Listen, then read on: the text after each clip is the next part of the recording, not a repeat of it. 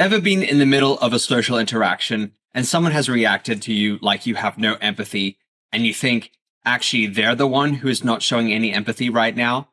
Hi, I'm Essie. I'm an autistic and ADHD therapist. I want to talk to you today about the double empathy problem. The double empathy problem is a concept that refers to a tendency by neurotypicals to accuse neurodivergents of having no empathy, while at the same time, they don't show any empathy towards the neurodivergent.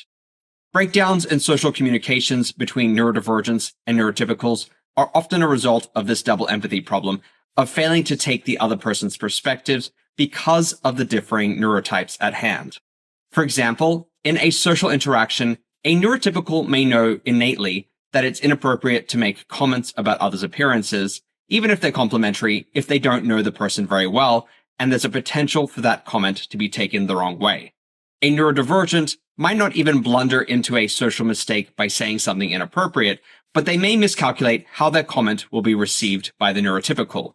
I myself have experienced this where I noticed a difference in a friend's appearance, and she took that to be a criticism when I was just observing a change. There was no negative association in the observation I was making, but because of the unparalleled nature of this comment, as in the neurotypical here hadn't encountered this kind of situation before, her natural tendency was to infer there was a negative connotation to my observation.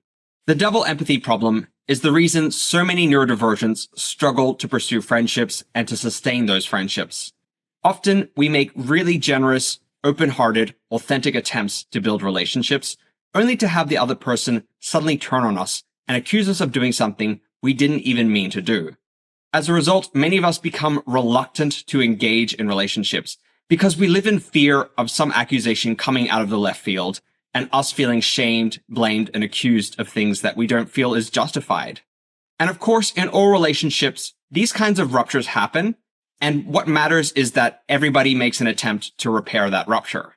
But when a neurodivergent is accused of something they didn't intend to do, their tendency is to just withdraw, especially if there's been a long-standing history of this happening to them. They might not feel compelled to make repair efforts if they feel unjustly accused. And their ability to repair is impeded when the neurotypical makes big, generalized assumptions about them and their intentions and then projects that onto the neurodivergent.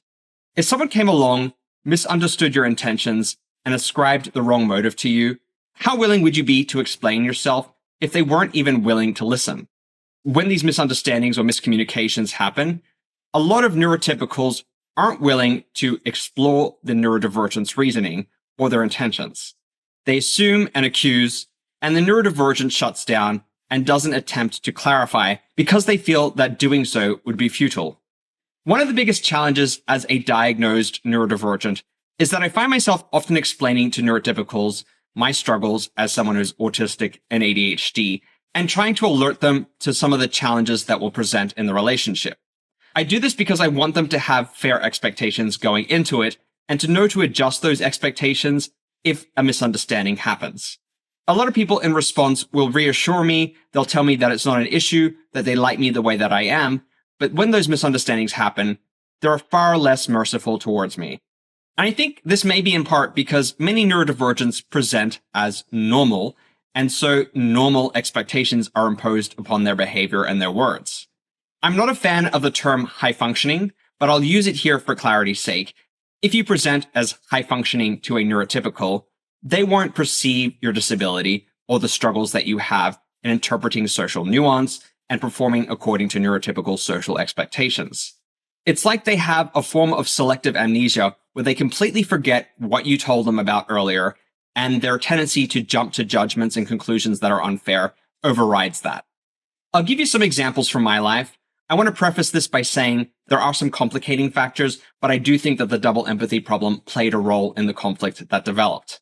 The first example is when I went to a screening for a documentary about the religious faith I used to practice. I was sitting in the audience with my then boyfriend, and a person of that faith was also in the audience, and they brought an atheist friend along with them. We struck up a conversation. I started talking about how I was formerly of that religion, and I mentioned why I wasn't practicing it anymore. And the person who had brought the friend along, the member of the religion, became very irate because she saw me as dragging the religion or knocking it in some way, even though I was speaking my authentic truth about my experience and feeling oppressed as a minority member in that faith. I don't believe that I was trying to smear the name of the religion. I was just speaking to my own experiences. But this was read as a global attack on the faith, and this person was not at all happy. My then boyfriend noticed the reaction, and after we left the cinema, he was muttering and making critical comments and mocking me because I'd socially embarrassed him. He was very uncomfortable because I made someone else uncomfortable and was oblivious to it. And I did notice the reaction at the time, but I wasn't able to think fast on my feet and respond in a way that accommodated her reaction or acknowledged it and clarified my intentions. If I'd been practicing greater empathy, I would have been able to take into consideration the reactions of those around me and responded in an empathic way.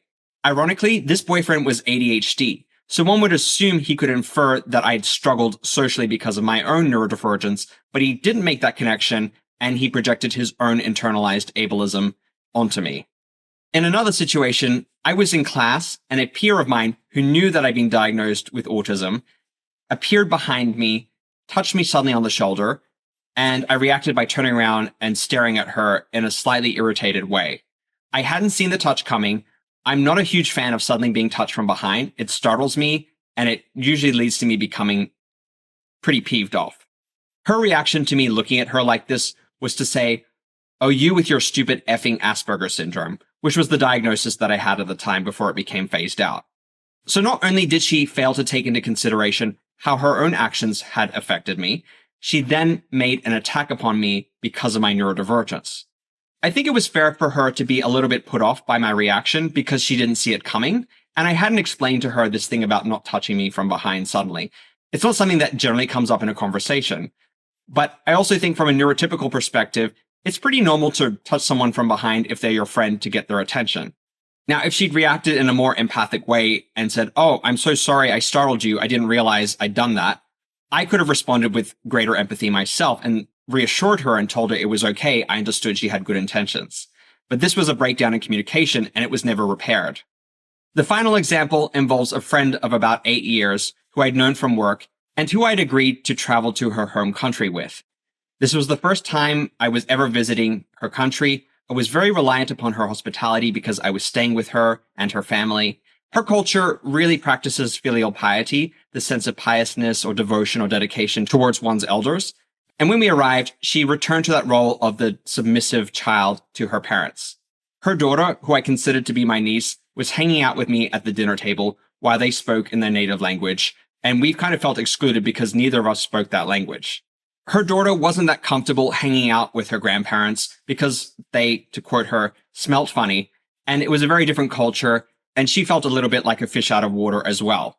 It didn't occur to me at the time, but her desire to hang out with me to the exclusion of hanging out with her grandparents really bothered them.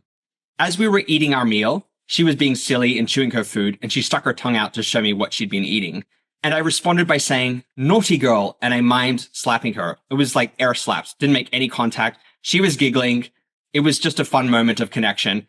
And suddenly she said, "Oh, she's looking at me." And I turned and saw that the grandmother was giving me filthy looks. I was staying in an adjacent apartment to the grandparents' apartment, and when I woke up the next morning, I texted my friend to let her know I was awake, and she ignored me. I heard her out in the hallway and went out to say hello, and she was very cold and aloof, and it's like she suddenly had turned on me, and I had no idea why. And so suddenly I was stranded in the middle of her home country. She wasn't talking to me. She wouldn't explain why. And when I hung out with her daughter said to me, "Oh, when you left last night, grandmother was bad-mouthing you about how angry she was for you violently hitting me." And both of us knew that I hadn't hit her. We were being silly and playful.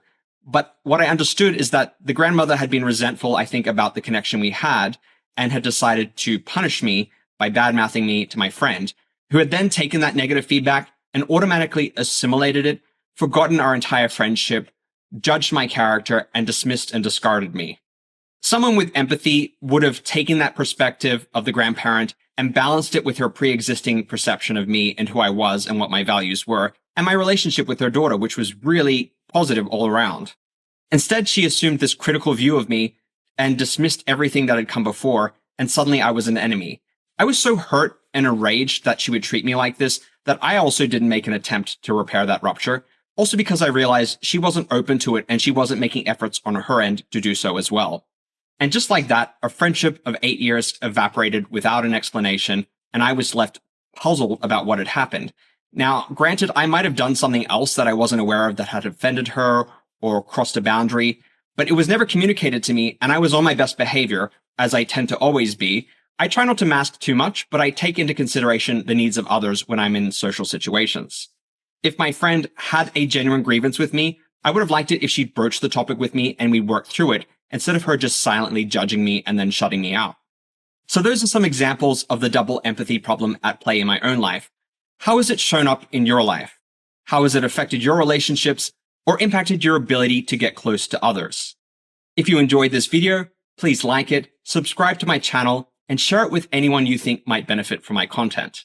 Thank you for watching, and I'll see you in the next video. Bye for now.